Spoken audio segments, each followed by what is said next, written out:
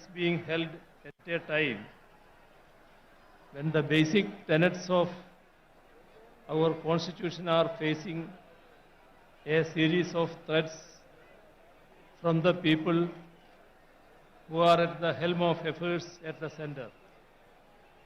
At the outset, I congratulate the Chief Minister of Telangana for taking the initiative to have this sort of a people's movement and to involve the like-minded CMs and leaders of various states in this great endeavor meant for the future of the people of this country. On this very same day, a newly built collectorate for the district of Khammam and the second phase of Kandivaluk, the Universal Eye Screening Program, organized by the state government of Telangana, have been inaugurated.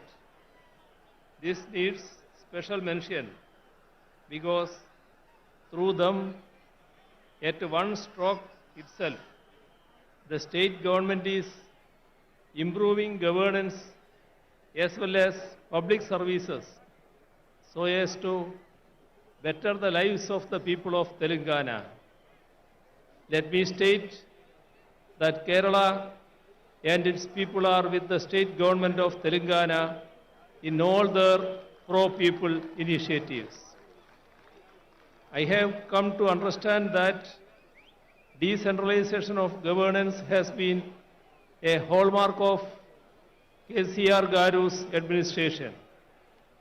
During the tenure of his government, collectorates have become state-of-the-art integrated district office complexes. All district departments are co-located in them for the convenience of people. And as far as the Kandivalak program goes, no such mass eye testing program has been conducted in the history of our country. Kandivalak means light for the eyes, or a torchlight showing the path. Today, with this public meeting, we are showing the path forward for the nation. It is a matter of great pride to once again be here in Telangana, the land of people's struggles. It is the heroic struggle of the peasants of Telangana in the late 1940s which placed the issue of land reforms on the agenda of the country. Several such people's struggles taking up diverse issues were waged as part of our glorious national movement. It is subsequent to centuries-long such struggles that our country won its freedom from the colonizers. However, today we have a peculiar situation in which a political formation that was not part of our national freedom struggle is in power in the country. The followers of those who tendered unconditional apologies to the colonizers and promised to serve the imperial crown are at the helm of affairs today. They have been and remain antagonistic to the values of our anti-colonial struggle. Ideas such as secularism, democracy, federal structure, social justice, and equality were championed through it, and subsequently they were included in India's constitution so as to uphold the values championed by our freedom struggle. Since those in power now were not part of our collective struggles then, they do not know the values on which India has been built as a sovereign democratic republic. So, they seek to alter the basic structures on which our modern nation has been built, even as they call for celebrations such as Azadi Ka Amrit Mahotsav to commemorate the 75th anniversary of India's independence. Amidst the glam and glitter of these celebrations, they seek to undo the very foundations of our country, our democracy, and our constitution. Our constitution starts with the preamble in which we have enshrined the basic values that we uphold as Indians: sovereign, socialist, secular, democratic, republic, justice, liberty, equality, and fraternity. By signing various international defense agreements, they go against the concept of sovereignty.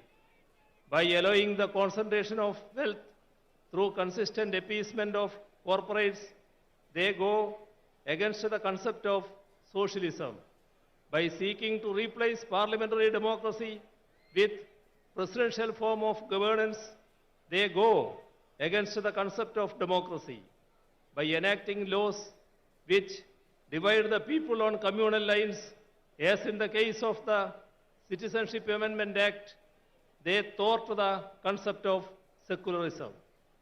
After the preamble comes part 1, in which we define India. It states, India, that is Bharat, shall be a union of states. The states are the basic units of India, our country. It is the union of states that creates India, our country. That is why India has a federal structure. Yet those in power think that we are a unitary state. We need to remember that their predecessors had promised to declare India as a unitary state in their manifesto published in the run-up to the 4th general election held in India in 1967. The union government is consciously trying to destroy the country's federal structure. Repeatedly, laws are being enacted by the parliament on subjects in the state list in the constitution, be it law and order, agriculture, cooperation, power, or so on. Bills that infringe upon the rights of the states are being enacted into laws, even without seeking the opinion of state governments. Even while entering into international agreements that affect the states, the union government does not inform state governments, let alone seek their consent. Slogans such as one nation, one tax, one nation, one uniform, one nation, one election are all attacks on federal structure. When states try to mobilize resources through additional alternative sources, the union intervenes and sabotages such moves.